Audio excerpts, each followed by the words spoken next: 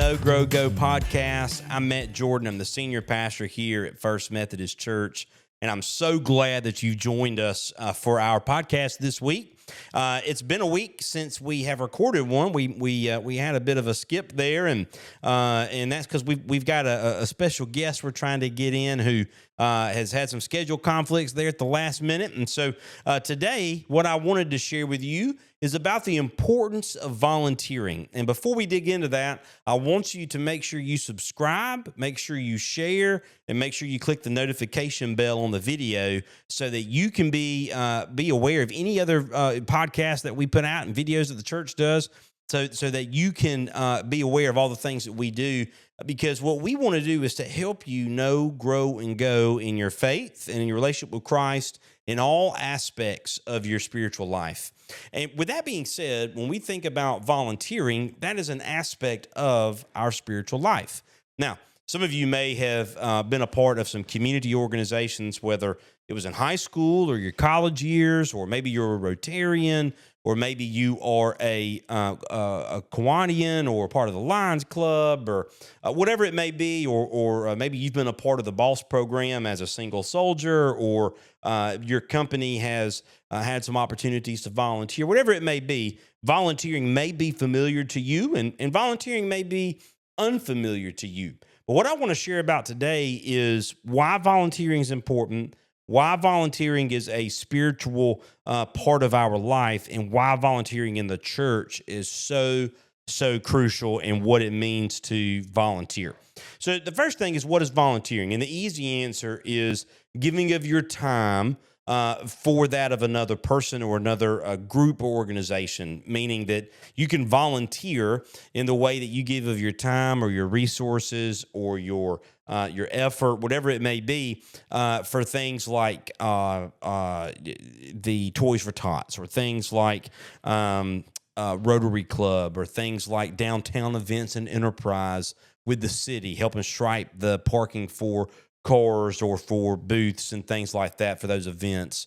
Those are some different ways we can volunteer. You can volunteer United Way and volunteer with the Christian Mission, helping in their food pantry.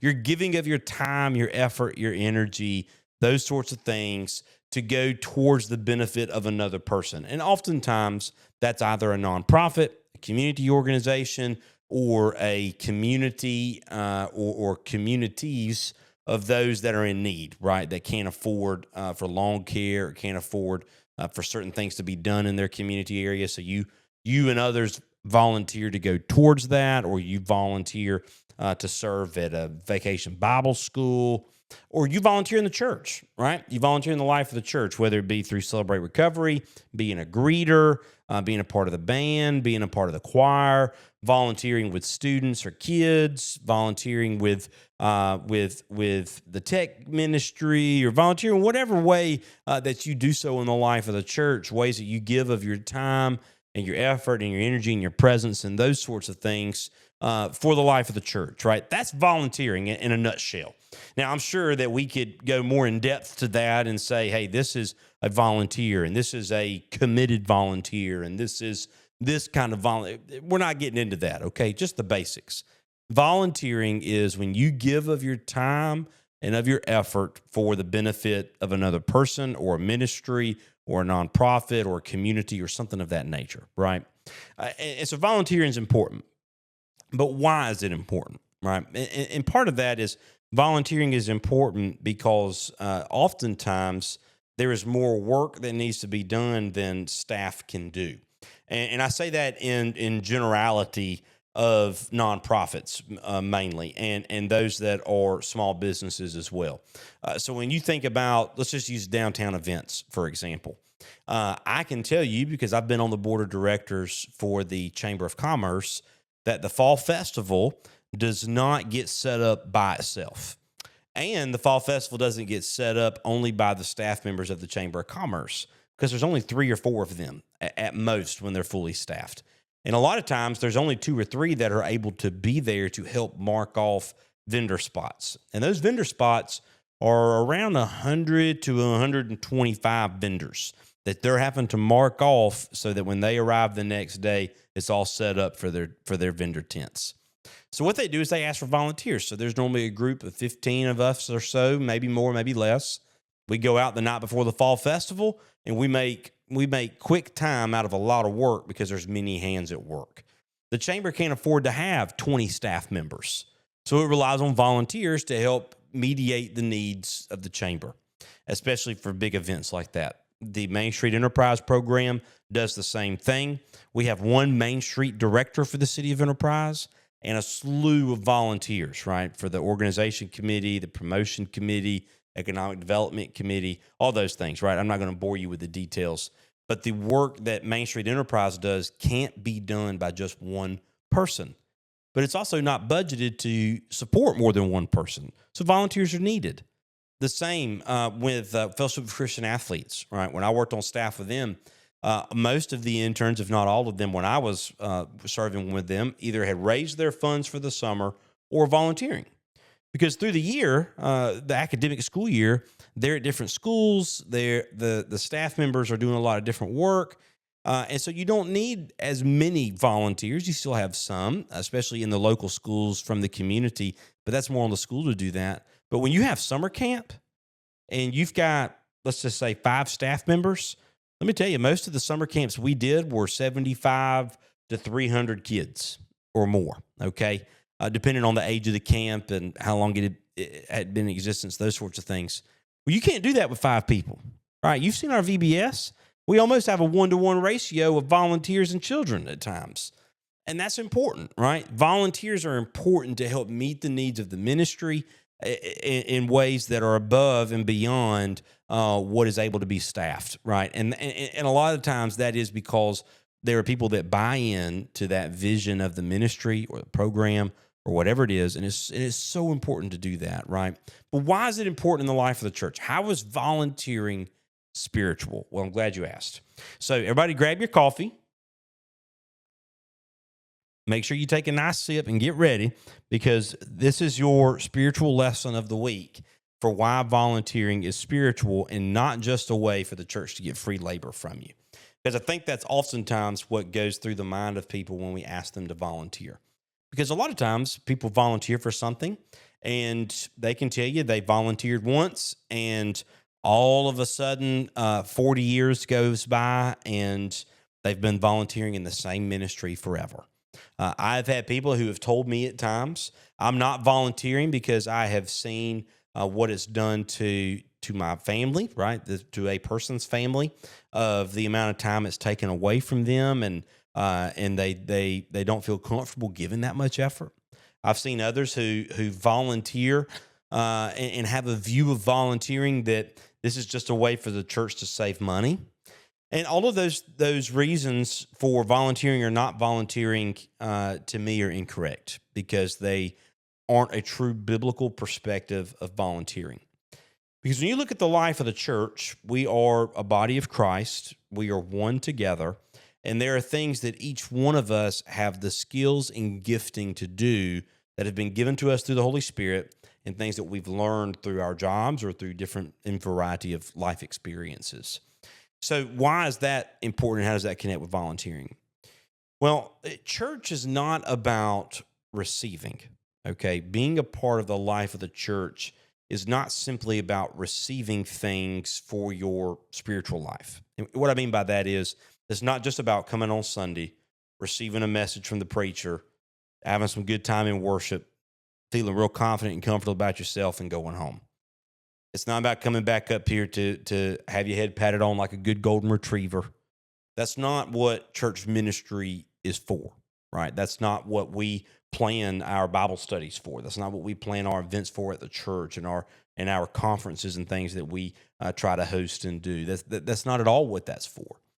Instead, it's to help you grow and develop in your faith and give you a space to worship God, a space to be edified, a space to have community, and a space to grow, right? That's why our 3 main emphasis of how do we transform the world with the good news of Jesus, which is our mission, through the way we know, grow, and go, right? These are 3 avenues that all mesh and come together in the way that we grow in our faith, because church life should do that. When you come to church, there should be some things of community that are fun, like the Enterprise First Methodist Mini Masters that's coming up on the 20th.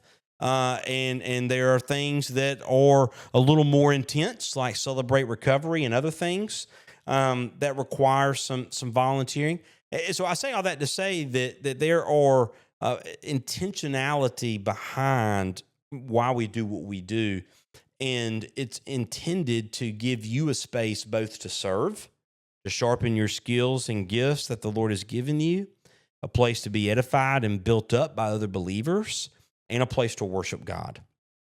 So it's not just to receive, but it's to grow, it's to change, it's to be challenged, it's to be convicted of sin, and to be encouraged to new life. All of this happens in the life and ministry of the church, and it brings you a great community that you don't have anywhere else.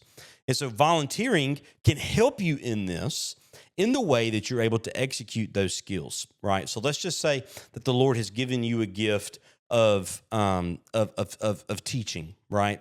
Well, if you have a gift of teaching, then we want to give you opportunities to do so, right? So one way you can volunteer, if you know the Lord has given you this gift and you want to honor Him and glorify Him with it, is through teaching Sunday school, or teaching a small group that meets on an alternate night, or volunteering in students and kids as a small group leader with them, or volunteering in a way that you can teach a midweek Bible study on something that is close to your heart. Like I know we've had in the past, we've had some ladies that have loved to do Priscilla Shire studies and others, and Rainer Cotter's done a few studies like on Isaiah and Daniel, and we've seen others that have taken that leap as well, and it's important, right? When you commit to volunteering in the life of the church, we want you to volunteer in something that you feel the Spirit's leading you in, that He's guiding you in, and that He's enabled you to do. And oftentimes when the Spirit calls you, or every time, He enables you to do it. So if you think, I really think the Lord's leading me to do a men's Bible study,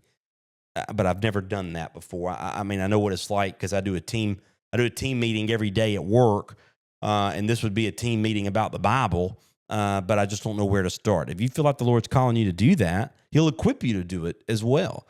But that's through an avenue of volunteering, right? That teaching and serving in those avenues is a way to volunteer. It's a way to use your skill set, a way to use what the gifting the Lord has given you, and a way to use your time to honor and glorify the Lord through your service in the church and through your service to Him in that means of the church.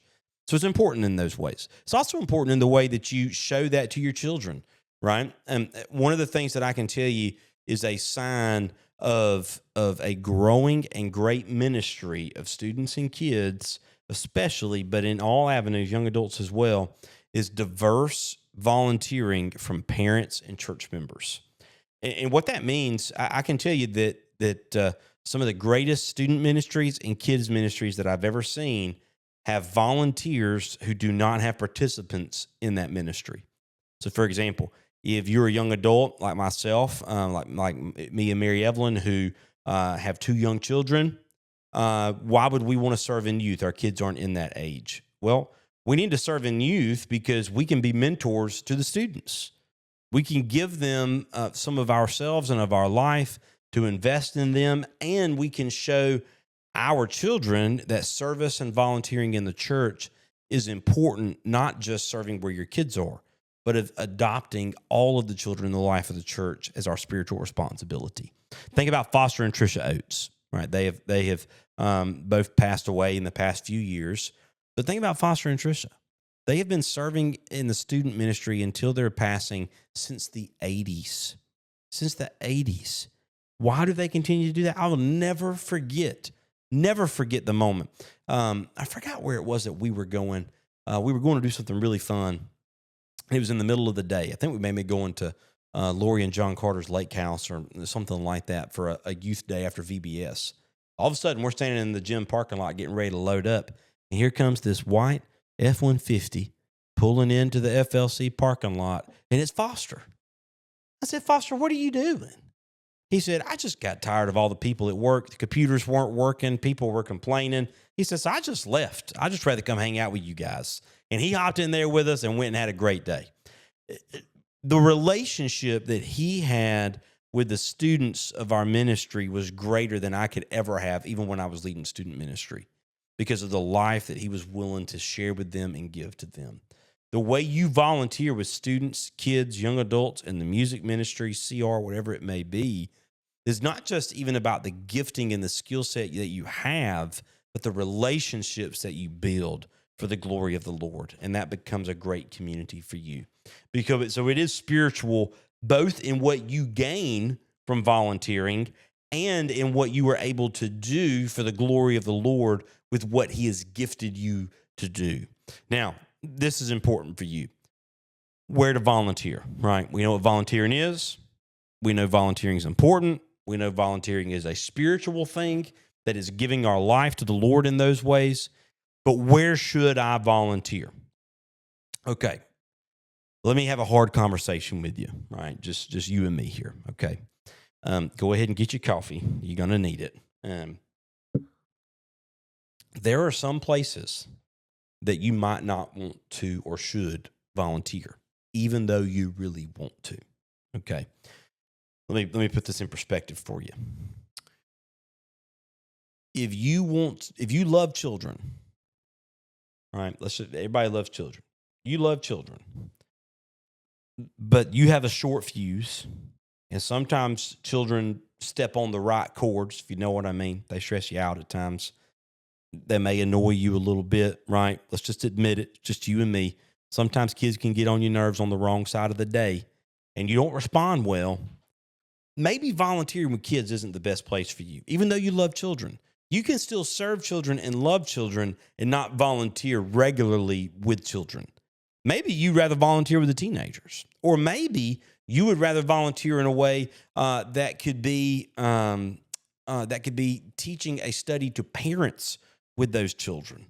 Maybe you could volunteer in a way that instead of being involved hand on hand with the kids, you could be involved with helping prepare their snack and helping play games with them and things that have a little bit of a less formality and structure to it, right? Just because you think that you want to volunteer in a capacity, you need to use your discernment and the discernment of those program leaders and others to say, maybe that's just not where my gifting is to volunteer. For example, I'll tell you this on my behalf. If we had a ministry that was a arts and crafts ministry, okay, let's just say that we made paintings for the nursing home. That's our ministry, okay? Paint and decorate all the nursing home families and to put it on the walls in their rooms and all those sorts of things. That'd be a great ministry, right? And if I was a church member and you said, Matt, we'd love for you to volunteer with this. It's great. It's wonderful. You get a lot out of it. It's not a lot of time commitment. I think you'd be great at volunteering with this. I would come because you asked me, okay? And I would come because it's needed. But if you didn't kick me out because of the horrid art skills that I have, I would just tell you I would not be a very pleasant person sitting around painting on a canvas, right? That would not be my cup of tea. Now, I tell you what I would love to volunteer with in that capacity. I would love to volunteer to help deliver those pictures and help hang them up in the people's rooms. I don't have to do any art. I can play with hammers and nails. I can carry a bunch of things. It's a lot more in my gifting and still within the passion of serving those in the nursing home without doing the arts and crafts. I hope you're seeing the connection here, right? That when you're volunteering, sometimes I think people get burnt out on volunteering because they think they want to volunteer in some way, and they're just miserable in volunteering in that capacity because they haven't thought through how to diversify their volunteering within their passion or to use their skill set in the right way. So some of that is having an understanding of your spiritual gifts and knowing where you feel passionate and comfortable. And sometimes that comfortability can be a place of challenge, right? If we know you're a great teacher, but you're a little uncomfortable teaching the Bible, that's okay, right? You're going to learn more in preparing for that teaching than if you don't, right? But if you don't like teaching at all, like you'd rather just not have to say anything in front of a group of people, then teaching a small group's not for you, right? Maybe that's not for you. Maybe you're a behind the scenes person of of organizing those groups, right? I hope you're seeing that connection there, because it is crucial and important that you find somewhere in the life of the church to volunteer. Because where there is not a good volunteer culture, there is difficulty in the longevity of ministry, and I would even say unhealthiness in the life of the church. So volunteering is crucial. It's really, really important. And I think it gives you as a congregation more buy-in in the ministry of the church, right? We never want to be in a position where our staff is the only one doing ministry, and where our staff is the only one who is organizing ministry, or where our staff's the only one taking responsibility for ministry. That's why we don't have a staff member designated for funeral meals and the congregation care and those things, or why we don't have a staff member designated for Celebrate Recovery. Gene and Denver do all of that volunteer-wise, and everyone that participates in it. That's part of the key principles of Celebrate Recovery. So it's vital and important that you know that, right? That volunteering is important and spiritual, both in what you gain and in what you give back to the Lord. Now, what does volunteering in our church look like, and how do we keep from people burning out? Well, our goal, and I've shared this with the staff 2 or 3 times, is to ask you to commit to an academic school year. All right. Now, those of you that have been away from school for a long time and had children together a long time, that's August to August, if you will. Okay. So August to May, June and July is the summertime. There's a lot of things that take a step back as far as the church goes in the summertime. But the reason we do that is not to say we only want to see if you're a good volunteer from August to May, right? That's not what that is at all. It's that we want to say, hey, we want you to volunteer. We think you're valuable in this position, and that you would give great value to the ministry and receive great value from the ministry if you volunteer in this role. But I only want you to commit for a school year. Now, if you want to commit to 25 school years, that's fine and dandy. We're going to ask you every year. But we want you to understand that the commitment on your behalf is for a school year, right? So that you don't get stuck volunteering on one day, and in 50 years you look back and say, I wonder how I ended up volunteering for this for 50 years. And you may make that decision intentionally, or you may just say, I just keep volunteering and saying yes. Then that's great too. But we don't want you to feel like when we ask you to volunteer for something that your commitment is for eternity, right? Your commitment does have a timetable attached to it, so that you understand that if you want to volunteer with the students, it doesn't have to be because you have a kid in the program. The same with children's ministry or music ministry or whatever it may be, that you can volunteer in a variety of ways in our church, because our expectation for you is to commit to a year, right? We just want you to volunteer for a year and then reconsider your commitment, whatever that may be for you. In the same vein, I've also talked with the staff, and most of them have done a pretty good job with this, of putting together what we call a job description for our volunteers. Because the other thing that is crazy, and I've gotten to where I ask more questions when people ask me to do things, because sometimes all the time I get asked to do a lot of things. But sometimes I get asked to do something that sounds real easy, and then when I show up, it is not real easy. For example, I had a college roommate. His name was John Kraft. And John, I doubt you're listening to this, but if you are, I love you and I miss you. John had asked me one day, I hadn't been at University of Mobile very long. He knew that I had had some experience with FCA, and that I had some experience working with students, and I had been a youth director. And he said, look, we need some help tonight at the church, just to run some games and things. Me and another guy, we handle kids and students, the whole 9 yards at this church in Chickasaw. And we need some help, just to take some game time away from us, put that in perspective. That's awesome. Yeah, great. Well, I show up, and the pastor comes out and says, are you Matt? Are you John's roommate? I said, yeah, I sure am. I'm here to help tonight. And he said, just tonight? John said, you're our new rec minister. I said, what? How in the what? No, that's not what I signed up for. That is what we don't want to happen to you, right? To you to be under the understanding that we've asked you to do one thing, and you show up to do another, right?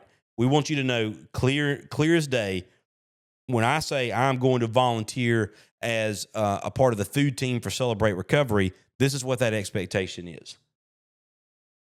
Or if we say we need you to volunteer in the office, right? What does that mean? right? Here's what this means. Or we want you to volunteer as a greeter or an usher. Here's what that expectation is, right? This is what you're needed to do in your avenue of volunteering. So all this to say, if you're considering how to use your time in the life of the church, how to get more involved, where to plug in, I want you to consider a few things, okay? Number one, what's the intentionality behind your volunteering, right? What's the reason? Secondly, I want you to pray about where do you think the Lord is calling you to volunteer, okay? And now, sometimes I think volunteering is just volunteering, right? You see a need, because I can tell you right now, student ministry and kids ministry needs volunteers, especially the students. And I know teenagers are hard, and when they hit puberty, they're not as cute as they once were as babies. They get acne, they get hormones, they get attitudes, all the things, okay? But they need the love of Jesus too, and they need your love. So students needs volunteers always, all right? Kids is the same. But when you consider where to volunteer, sometimes it's just easy as that, right? Who needs volunteers? I can step in and help with that. And sometimes volunteering is intentional, right? I really feel that the Lord is calling me to share with young families about how to disciple their children, things that I've learned that I wish I could just pass on to other people. That's great. Hey, let's get something together and share that with the young families in our church. So pray about where's the Lord calling you to volunteer. The third thing, consider your passions, right? If you are volunteering somewhere and you're not, I hate to say the word not happy, but if you're having a difficulty being content, if you're just feeling irritated in your volunteer position, whatever it may be, think about your passion, right? If you love greeting people and welcoming them and you're volunteering behind the scenes, then yeah, you're not using your gifting and your passions for what really needs to be, for where you really need to be, right? We want you to volunteer in a place where you know you can grow and glorify the Lord. So think about those passions and where you can volunteer, even if it's creating a new place to do so. And the last thing I want you to consider with volunteering is I want you to even look at the life of the church and just look at an overall picture, right? Take an inventory of where you know volunteers are needed and where you know that that you can be challenged, right? And when I say challenged, don't take that as I'm not an extrovert. I'm the most introverted person you've ever met, so I'm going to go be a greeter. That's going to be very hard for you, okay? That may not be the best place for you. When I say a challenge, I mean stepping up in leadership where you have volunteered in this one avenue of ministry, maybe step up in a new role to that. If you've already volunteered in students and kids to say, let me take something off of Amy and Melissa's plate. Let me volunteer to be the food coordinator for their ministry, right? Or let me volunteer to be the chief bus driver for their ministry and step up in a bit of challenge there.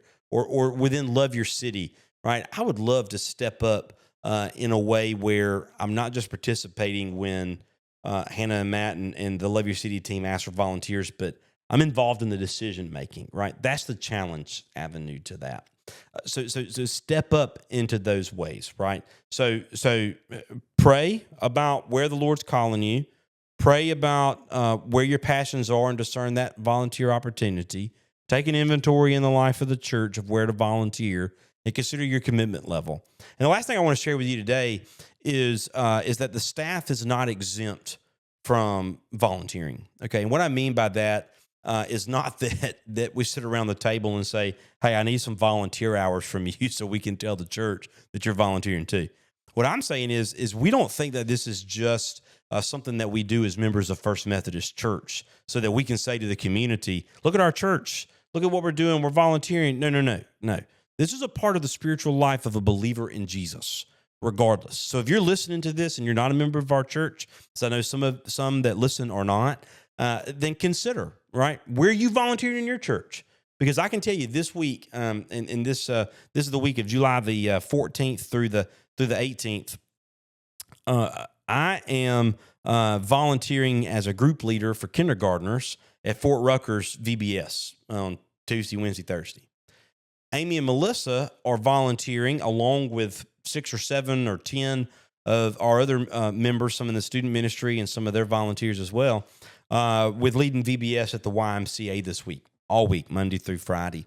Melissa does a Thursday afternoon Bible study with them at the Y throughout the school year. And so during the summer, they do VBS during this week. And so we do that in a way that we volunteer, because we see that as not just what we do as church leaders, not just what we do as members of this church, but what we do as believers in Jesus, right? And so we're not exempt from from that role, and we will never ask you to do something as a congregation that we ourselves aren't willing to do, whether it be giving, whether it be serving, whether it be volunteering, whether it be spending time in prayer and fasting, whatever it may be. We're not going to ask you to do something that we aren't willing to do ourselves. That's why I've got my Egypt shirt on today. I came straight from VBS because this is what we do. As believers in Jesus, we serve, we volunteer, we love, and it's for no other reason than for the glory of God. And I hope that that is your prayer and your concern as we seek to grow in Christ in the way that we know, grow, and go, and how we transform the world with the good news of Jesus by the way that we can volunteer for his glory and his alone. May it be so for you and I as we go today. Make sure to share, subscribe, and like this video and send it to someone that you know who needs to be reminded to volunteer. Or maybe send it to someone who you've been working on to volunteer. Give them a little conviction. We love you guys. We'll see you on Sunday. Have a great week.